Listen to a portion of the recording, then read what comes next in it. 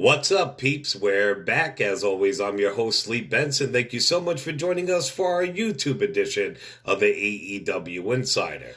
We are going to cover WWE's two pay-per-views this weekend, which is NXT's TakeOver, which I think is personally going to be awesome, and also their tribute to the troops. So I do have the full cards, aka matches, and my predictions for each match.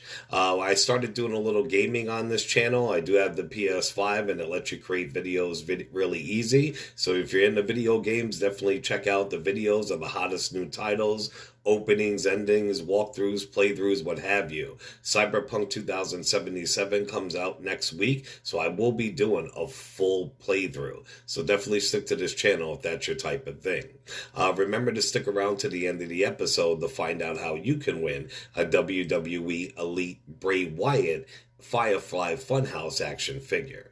Anyway, let's get to the show. First and foremost, we want to take a little bit of time because we did lose another legend this year. It was Pat Patterson. He passed away yesterday.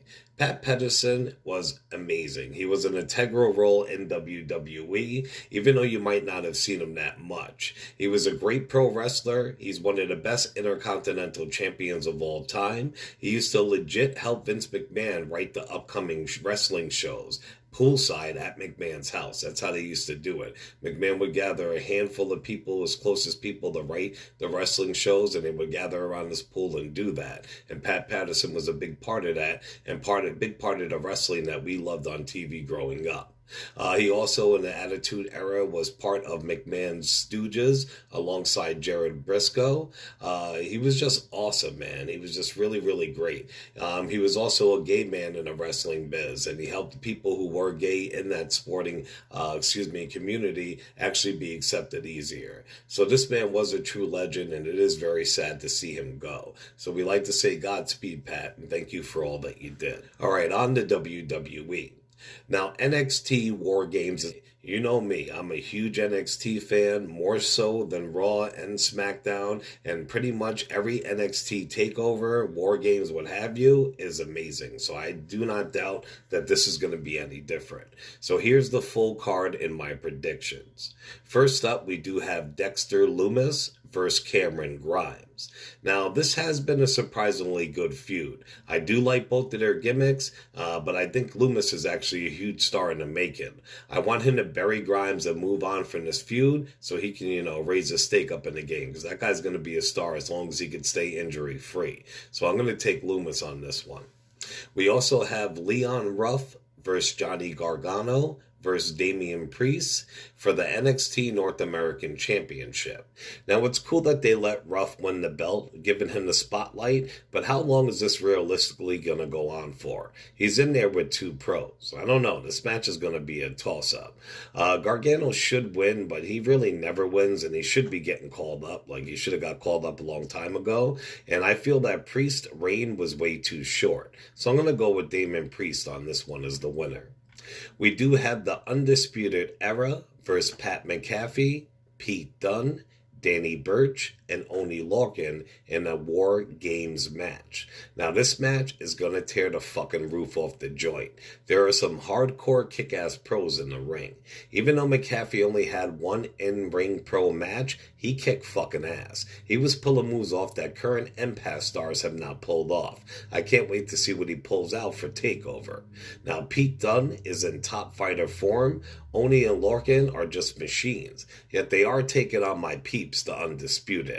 Adam Cole, Roddy, and Red Dragon, aka Bobby Fish, and Kyle O'Reilly are the best in the game right now.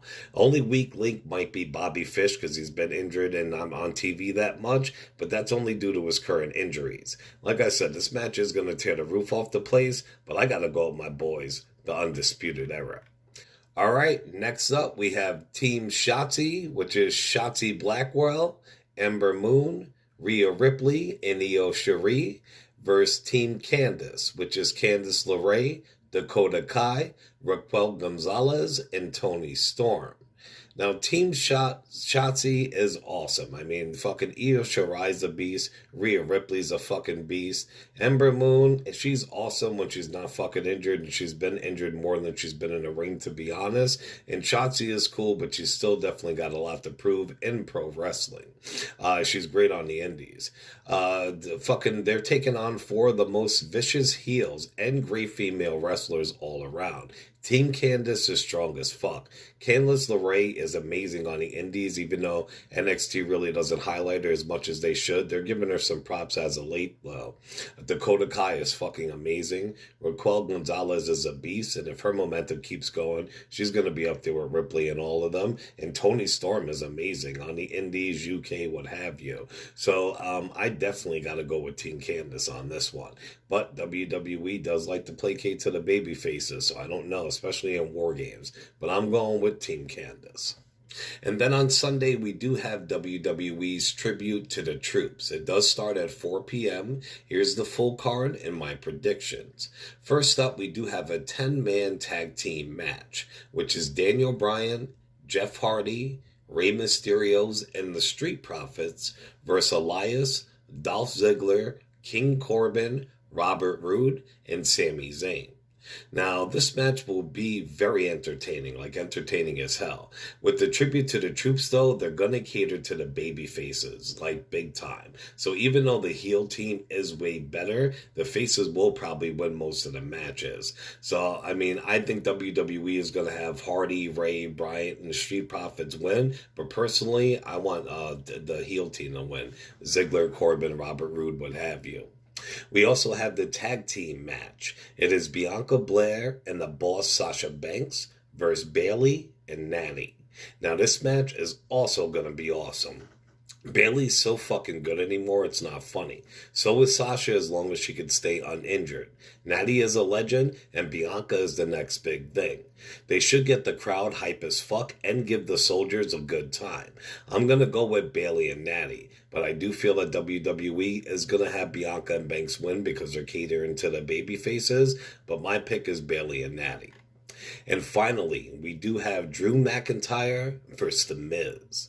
Now, The Miz should win this. Give him some momentum so he can cash in that money in the bank and become a two-time well-deserved WWE champion. But McIntyre is and has been on fire, and he just had a big roster of Roman Reigns. So I don't see him losing this one. I'm going personally with The Miz, but Drew's going to win it. All right, peeps. Well, that's it for this episode. Remember, like I said, if you like Cyberpunk 2077, make sure you tune in next week. I'm going to be posting constant videos of the walkthrough. I'm going to be picking Street Kid first and just doing it, recording, and posting it all. Remember, if you do want to win a WWE Bray Wyatt Firefly Funhouse Ringside Collectibles exclusive, I might add, action figure, stay right here on YouTube. Make sure you're subscribed. If you already did that, like, share, and comment on any video. That's all you have to do. As soon as we hit 500 subs, I will have a drawing, and I'll be sending that awesome action figure out to the winner. Remember to show some love on all major podcasting platforms, also on Facebook and YouTube under the AEW Insider, and on Twitter under the AEW Insider 1, as in the number 1. As always, I'm your host, Lee Benson. Thank you so much for joining us on the AEW Insider. Ciao, peeps.